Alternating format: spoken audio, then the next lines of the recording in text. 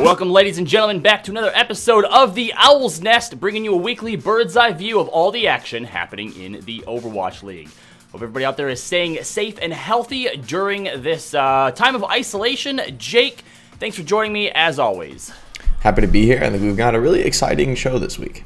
Interesting stuff. I think so as well, yeah. And actually where I'd like to start isn't with the takeaways from last week, but with the Lone Star Showdown that just started here this past week on Monday. By now, if you're watching this, hopefully you should be able to also go and take a look at the three-part docu-series that started. Matches over the next 2-3 weeks are going to happen every Monday on the Outlaws and Field YouTube channel at noon, and that docu-series that I mentioned, following sort of all the behind-the-action scenes, will be Saturday at noon CST on several Tenga stations throughout Texas, if you happen to live in the Texas area. But if you don't, you can still find those on the Outlaws and Fuel YouTube channels as well. But Jake, I actually wanted to ask you, you got to cast the first set of matches on Monday with Uber, and watching it was really interesting to see how everything's broken down in sort of a 1v1 and a 3v3 setup, and how the way that some of these heroes are played in a team composition can completely change when going into a 1v1 or a 3v3. So how was it casting those sort of those 1v1 and 3v3 challenges? I'd actually played in a couple 1v1 tournaments in the past, so I was a bit familiar, I guess, with some of the 1v1 matchups, having played them just a little bit. But for me personally, I think the 3v3 is really the exciting part of the small team challenges, because I think it really presents a unique format, the elimination format, as well as the lockout with, you know, if you went around, you won't use those heroes again. So there ended up being these really actually interesting meta of teams trying to get in each other's head and guess, oh, you're probably going to play the Orisa first, so we're going to come out on this comp that we think can counter it. And I just found that pretty entertaining, pretty fun. So cool to see the teams really get into it and have some interesting strategies to bring to the field. Yeah, all in all, it was definitely a success. I mean, we knew it was going to be close, but to see basically every single sort of competition almost go down to the wire, except for that Ryan one, Muma being really, really aggressive when he probably should have had the patience. Like Guangzhou was, but can't wait to see where this goes from here, both in the docu-series and in the competitions themselves. Taking a look at last weekend's takeaways, though, in the Overwatch League, I'd like to start talking about the Seoul Dynasty versus both the Charge and the Spark. You know, Seoul Dynasty coming in a few weeks ago against Shanghai, we were hoping for them to be another top contender, but so far they've been swept in every single match since they've came back. Jake, do you have any thoughts on this? I mean, do you think maybe Echo coming in this last week, there might have been some growing pains there? Or, you know, what should we expect from the Dynasty going forward? I mean, I think there's a few different stories, different narratives you could tell about this situation. I think the reality is that it's probably a little bit of all of them, but there's no way to really know, I guess, which one's the most important. I would say the first narrative is that getting destroyed by Dynasty getting destroyed by the Dragons was a shock to the system. Like they thought they could take the team, and you know, Dragons just kind of dismantled them in some pretty, in my opinion, fair matches. Like they're not playing anything crazy or cheese comps, like pretty default strategies. Shanghai just executes so well that they're dominating the Dynasty, and then that's got to hurt the mental of the Dynasty, who felt like this was maybe their season to have a lot of success. And then going into next week, they just have, you know, they're lacking that passion, that momentum, and Charge and Spark take advantage of it. The other narrative would be Charge and Spark are actually pretty strong teams, and Dynasty was never that far ahead of them. So even a small push, any little edge, can give them these solid wins. I mean, I think the 3-0 scoreline is pretty surprising. I'm not shocked that Charge and Spark can take wins off Dynasty, but I am pretty surprised that Dynasty can't pick up a map on the way through. The final narrative is, of course, Echo, which is, I think, the hardest to know. But to be fair, yeah, like their usage of Echo hasn't felt as dominant as other teams, and this hero has been pretty much perma-played. Charge and Spark both made better use of the hero, and that showed really well on the 3-0 scoreline. So Dynasty, I mean, the reality is that if all those things are a little bit true, or if it's just one or two of them, that's a little bit more true. Still, it's really rough to take 3 full 0-3s in a row. Like, that is like the worst momentum stop you could get for a team that you probably felt like this was their season. Do you think that we should expect to see them sort of struggle to get any momentum back, or what would you say that they would have to do to try to reverse their fortunes going forward? Well, I think it's not like they're going to lose everything for the rest of the season, but at the same time, the question is how quickly can you staunch the bleeding, both in terms of getting up to par on Echo, not just on an individual basis, but on a team play basis, like how their strategies are built around an Echo. And beyond that, just like having the mental fortitude to not let these losses affect you, right? Because if you let the Shanghai loss affect you and then it gave you these losses, like the obvious lesson is don't worry about the losses, and that gets harder and harder to do. Is the irony of it. The more losses you get, the worse the losses are, the more they do actually affect you, no matter what you try to do. But as a professional player, as a professional team, you kind of have no choice but to shut that out and just like keep giving your best in the next few matches. I think the APAC region is pretty tough though, to be honest, in this online format. So as long as Dynasty can just do okay enough to make playoffs, then they could always turn it around at that point. Well, speaking of keeping that mental fortitude and not letting the losses get to you, both Nixel and Shanghai went up against each other, and the match to start out was pretty favorably in Nixel's side of the court, but Shanghai bringing back the reverse sweep and showing that they do have that mental fortitude and being able to really sort of zone in on what they need to do to win. Why don't you talk us through, some of the takeaways that you had from this match here? I felt that the Echo gameplay from Shanghai was just a lot more clean, a lot stronger. Nixel came out so strong with Sabiobi, really, I think, being the reason they're winning. Actually, for me, it wasn't Who Are You's Echo that was like actually the difference maker. I think he was doing fine, but I think it was Sabiobi on the Tracer just going out of control. I think Shanghai were too focused on the Echo matchup, understandably, because the hero was immensely powerful and you want to shut it down. But Who Are You was good at being evasive. But that led Sabiobi to just pretty much run rampant and destroy everybody. So I think what happened was Shanghai made the adjustment on halftime to just hard focus Sabiobi. Don't let him play the game. Don't worry as much about Who Are You. And I think that was the adjustment they needed. Sabiobi got really shut down. Not because he's playing badly, but I think when he would go behind, Dragons would just turn on him with 4 players, 5 players, maybe the whole team. Just completely shut him down, force him to instantly recall. He gets no value. And then playing on that strategy, that mentality, they won the next 2 maps, and then Nixel switches it up. They bring like Libero in, I think, for the last map, but at that point, Shanghai just relies on their execution and win out. Well, definitely interesting to see how these two teams continue to go up against each other now that the 2 regions have been split into our North American and our Asian region. We're going to see a lot more of the Nixel versus Shanghai matchup. The last match that I wanted to take a look at here was the Philadelphia Fusion and the Paris Eternal. A little bit of a rivalry starting to bud here. This is the 3rd time that they've played each other. They've gone to a Game 5, I believe, in every single series, but Philly, of course, taking the last 2. And, the Eternal have had a little bit more success than the Reign, the other team that we've been waiting to see if they have what it takes to sort of break through into some of the top teams here. What was it that the Eternal doing to almost get that leg up on the Fusion? I think they're actually playing quite well overall as a team. Like for me, that's what shines with Paris. Like that's why I've always thought of them as this team that really is just inches away from the top. Because even without XE and Sparkle, who are kind of like those carry factor, just like gonna pop off and dominate, and you're just gonna walk in and cap the cart once they're done doing their work. Even without those tools in the toolkit for Paris, it's been their teamwork that they've fallen back on. So I've got to shout out the coaching for sure of Paris Eternal. They're playing really intelligent Overwatch. They're not forcing themselves into awkward situations or taking hard fights. I mean, obviously Philly's going to do their best to create those situations, but I think Paris has been pretty nimble as far as avoiding that. And that's what I think has caught so many teams against Philly. Like Philly is a team that understands how to play their advantages, is going to press them very hard when they have them. And Paris, I feel like, has the awareness to back out of those situations and reaggress. And I honestly think it's probably FD God who has a lot of impact on that particular situation, right? Like he's got the perfect timings and the calls and the kites to retreat out. And then, those plays I think have oftentimes turned Philly's aggression against them, where they're coming in aggressively trying to play an advantage.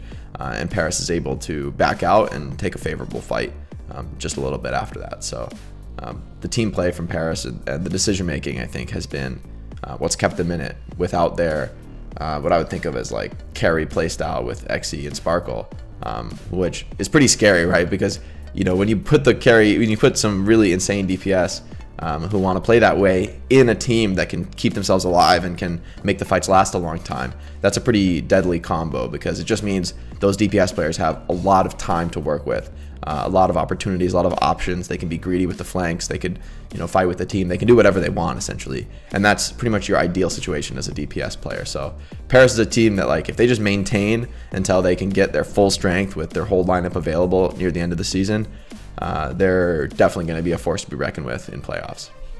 Now, speaking of that strength too, we've obviously talked in the past and wondered just how much they're sort of losing out on with Xe not being on the roster at the moment.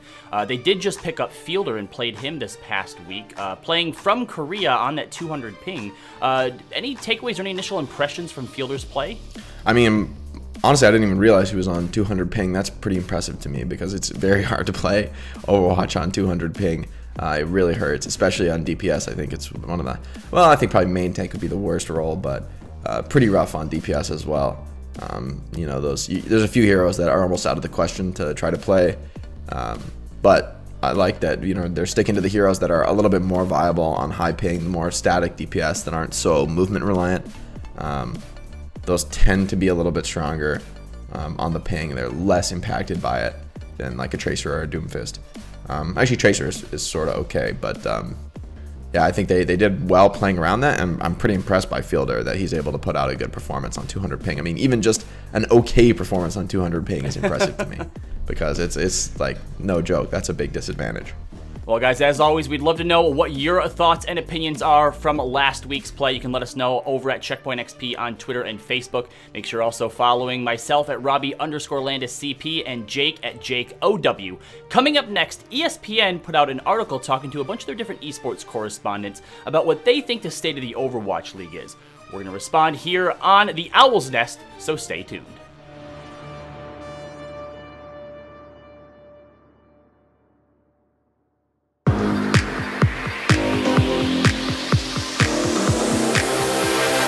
Hey, it's Weird Beard from Checkpoint XP reminding you to make it blue. Help say thank you to our heroes on the front lines of the COVID-19 pandemic. Whether you're streaming, drawing, singing, cooking, or anything else, showcase your talents and hashtag light it blue. You can find more information at our website, checkpointxp.com.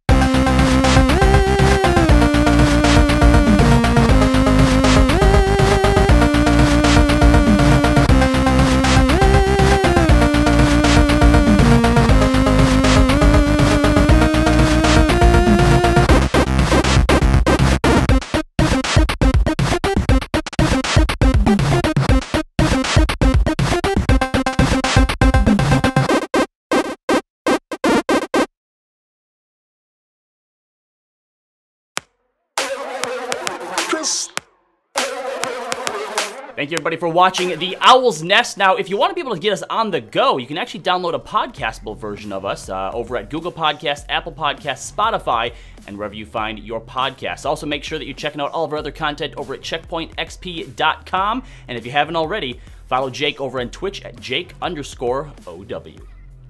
So ESPN put out sort of a story. They basically, it's called The State of the Overwatch League here in 2020.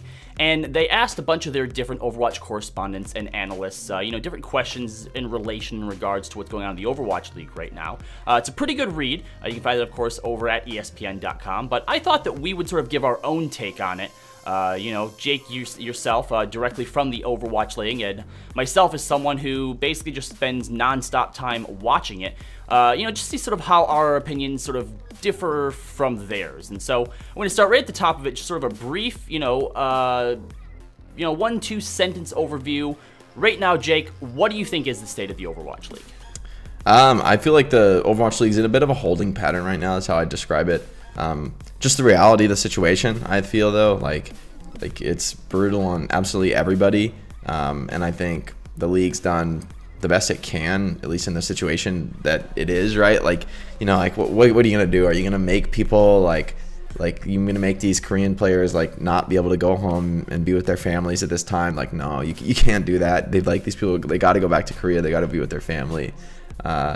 You know, this is like, it's just an exceptional time. Like, obviously it sucks to have the same matchups recycled more often, and we don't get to see like the whole league playing together the way it should be and the way everyone wants it to be.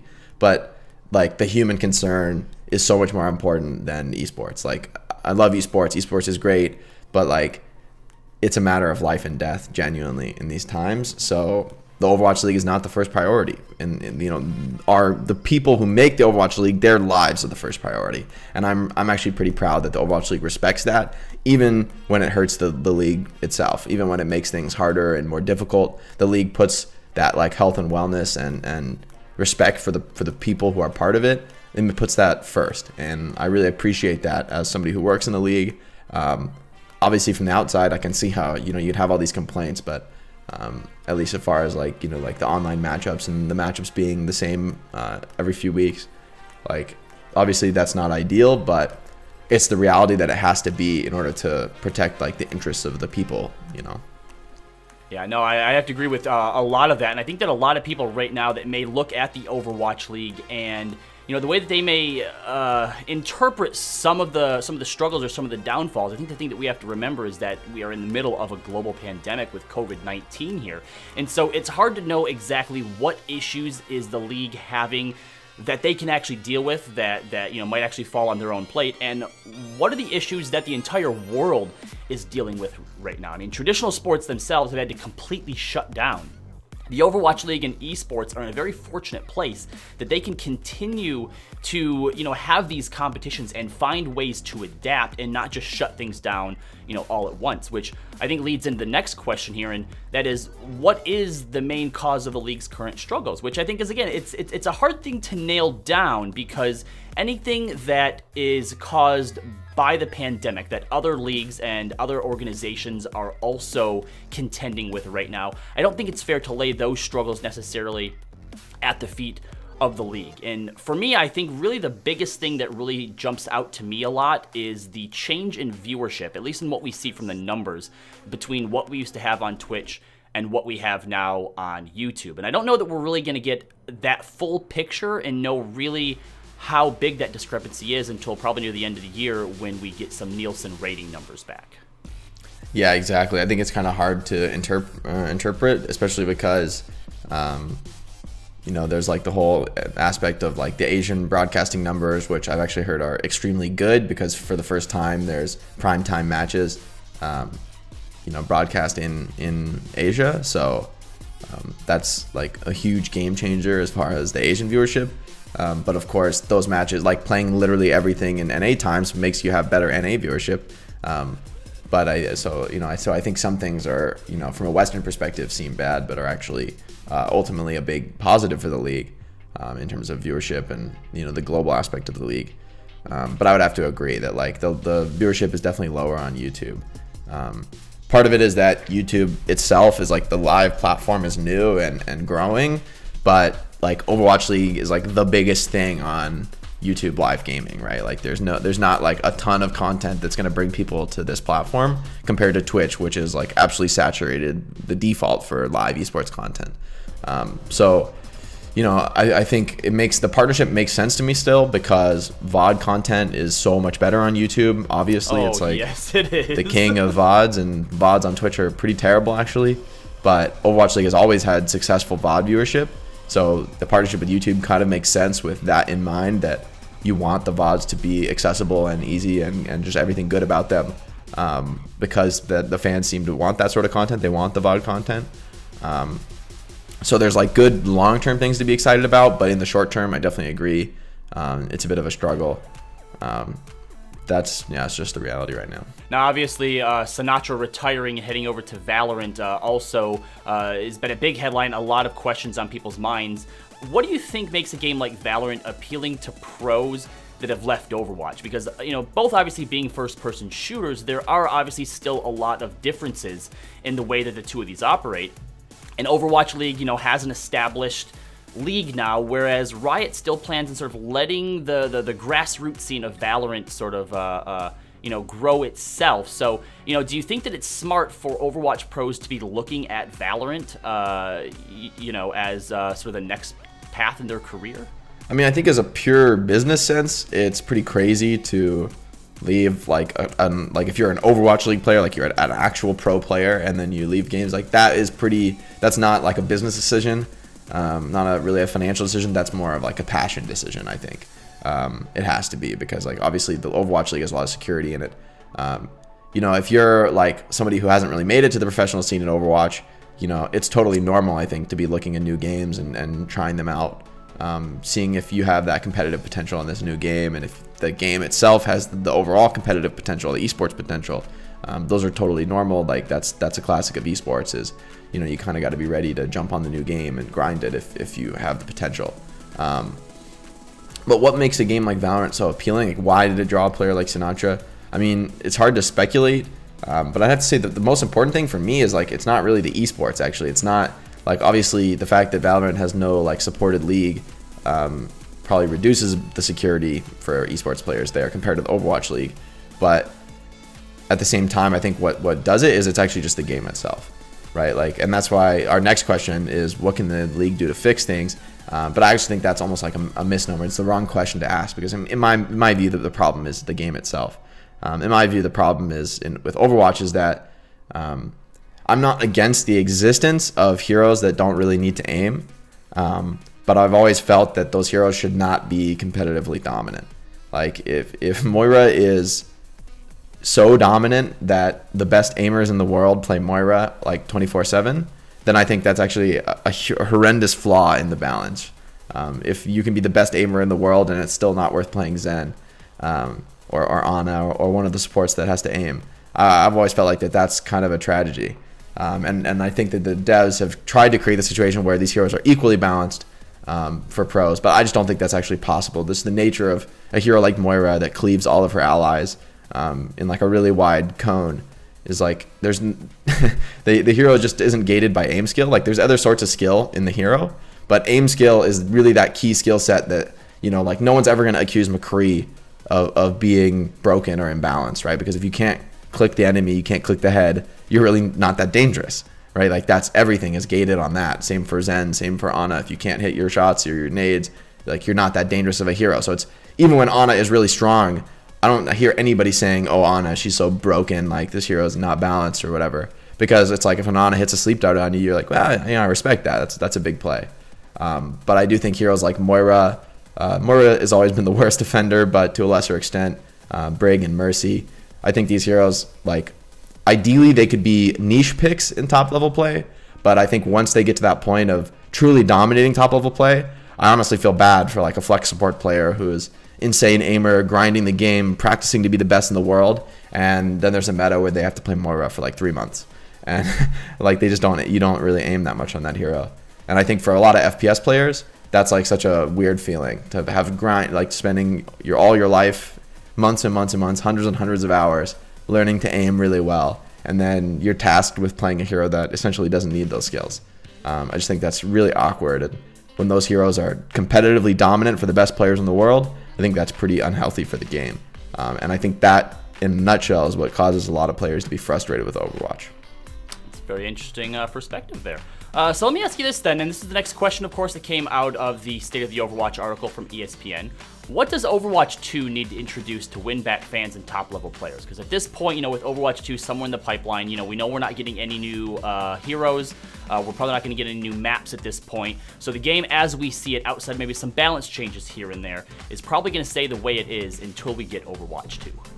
Yeah, I mean, I think Overwatch 2 or just a balance pass on Overwatch 1, that sort of, I've always thought there's different ways to do this. Like, you can make a hero like Brig an aim skill hero, actually, without radical changes.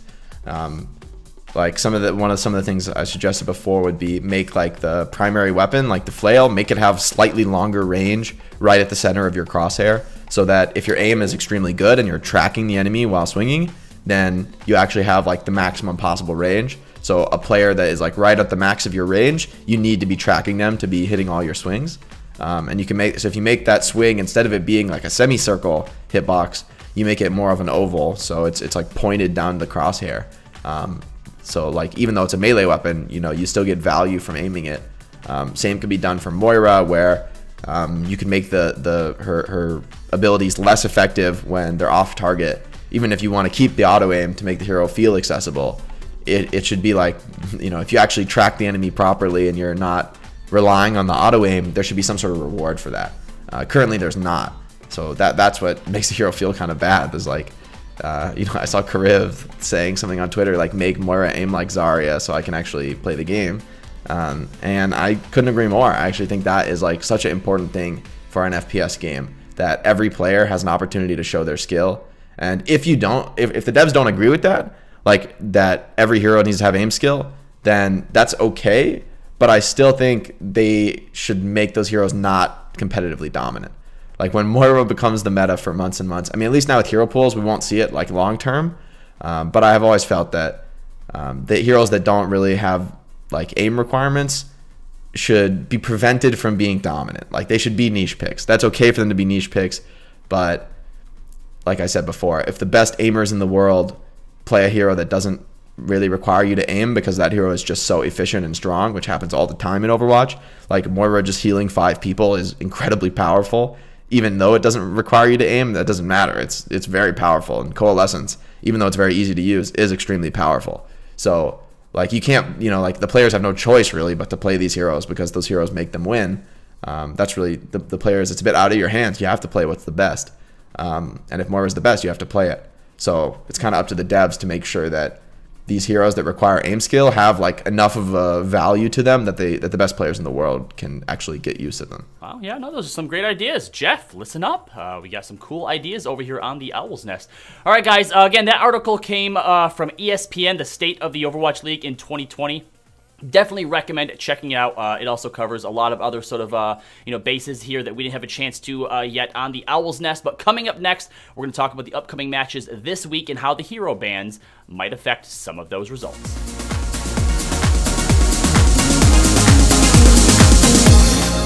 When it comes to esports, we know that there are teams that are good, but they may not necessarily be the teams that have the biggest followings.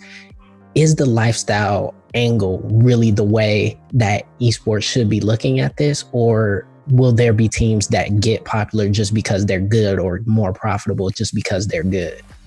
Yeah, I would say that if a point of owning an esport organization is to make a return on your investment and become a way to monetize, that you have to be speaking more as a true lifestyle brand. So, right, so you brought up FaZe. To me, FaZe knocks it out of the ballpark, but it's a little bit different, right? FaZe is what I would truly call an entertainment conglomerate. You now see them building out FaZe Studio. You see a lot of music drops with Offset and Lil Yachty that happen to be starting off in gaming culture and then truly transcended out of gaming and esports, such that the esports piece is almost just kind of hidden now within the FaZe lifestyle. I was about to ask, if you haven't gotten a cuck, are you even trying at this point? We've been Are you even for real? Like the police. Hold on. Libtard cuck, absolutely. We've gotten that one. Legit. Hold on. Sure. One second. Legit. Hold on. For real, I think the police is not doing my dog. Hold on.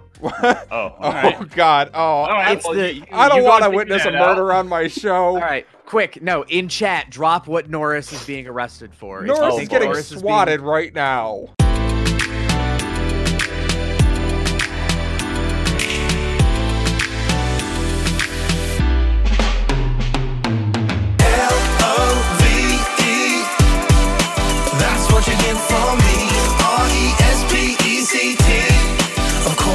Naturally, and I'll be whatever you need me to be. It starts with true love. I'll put you on a pedestal up above.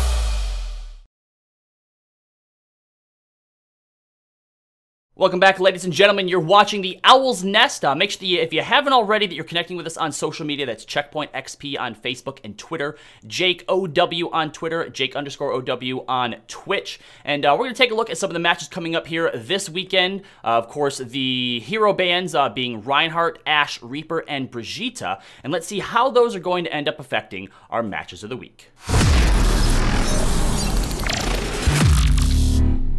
So the two matches coming this week, we're going to start off with Dallas versus Philadelphia, which was not one that I thought that I would ever be looking forward to seeing, but Dallas has really stepped it up this season, especially given the way that they sort of started off there. So Jake, Dallas versus Philadelphia here, what are you expecting? Because Philadelphia has still been pretty dominant, though they have also had a lot of Game 5s, where Dallas normally isn't usually super strong. So what are you expecting out of this matchup?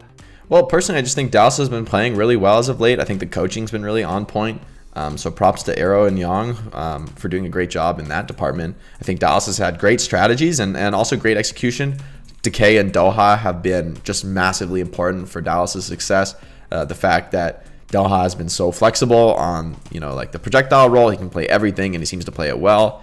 And at the same time, you've got Decay, who's like just a monster on your classic DPS heroes, your Hitscan, your Tracer, your Genji, those sort of things. I just think this team is really dangerous and not a team that you can disrespect at all. Of course, Philly aren't pretty much the top team right now, so this is going to be far from easy for Dallas. I would say Philly probably, if I had to predict, I would say Philly's going to take the match, but I think this is another one that could easily go to Game 5. I think Dallas is going to be a tough opponent for them, and Dallas also could easily win it, just finding some edges here and there. So I think Philly probably has the edge when it comes to the tank line, but I think beyond that, the matchup is actually pretty even. Crimzo's been looking really strong as well. Again, though, going up against Alarm, no easy task. So I would have to give the edge to Philly, but I definitely think Dallas is going to make it really close and really interesting.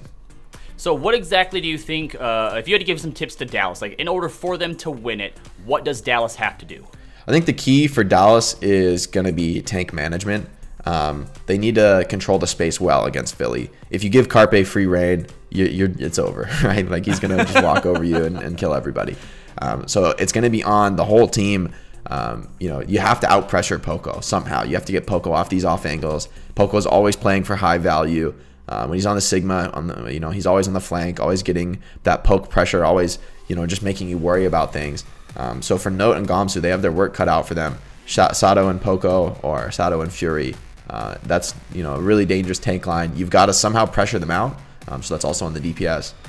But I think it's just going to come down to Overwatch fundamentals between these teams. Like I don't think the matchup is so bad for Dallas that they have to resort to some cheesy tactics, like trying to focus one player or something like that. I think Dallas just needs to play their game and play their strategies, and it's just going to be a matter of controlling the space and putting pressure on Philly and executing their game plan first. All right, then the other one that we want you to take a look at for our match of the week is the Guangzhou Charge versus the London Spitfire. We haven't actually seen London for a little while here. They were another one of the rookie squads coming in this season that have had a lot of promise, but now they've had a few weeks off. So Jake, coming back in, should we expect London to be as unconventional as what they had in the past? And how do you think that they're going to go up against the Charge? Yeah, well, it's definitely going to be interesting to see. Will they, more follow along, or will they keep going with their unique strategies? I have to think that sort of unique playstyle helps London. Although, on the other hand, I feel that London's best playstyle in the past has been those Reaper Rhine rush comps. Lucio Mara, Reaper Rhine, and a Diva or something. Maybe a Mei, maybe a McCree, something like that. But just a very fast, aggressive comp. And Rhine and Reaper are out of the pool this week. So London pretty much can't play that style. I don't think that sort of Rhine and Reaper are, in my opinion, the two of the top 3 most important heroes for that comp, the third being Lucio. But still, like losing 2 out of 3 of your best tools really makes you want to just play a different strategy. And Guangzhou, on the other hand, dive and poke comps have been their bread and butter. So I feel that in the hero pool this week favors GZ. London could easily turn around. I just think they're going to have to. I don't think rush is really an option. I think they need to play dive or poke. Personally, I favor poke comp. I just think it's a stronger strategy overall. But in the mirror match, I think GZ is probably a little bit more comfortable in both of those comps. So I'd have to favor them. But London, obviously we haven't seen them in a while, so it's too hard to predict exactly how they'll perform. All right, unfortunately, that is all the time that we have for today, ladies and gentlemen, so thank you so much for joining us for the Owl's Nest. Make sure that you're staying safe out there, staying in quarantine, social distancing yourself, and we'll see you again next week. Remember to stay on that payload.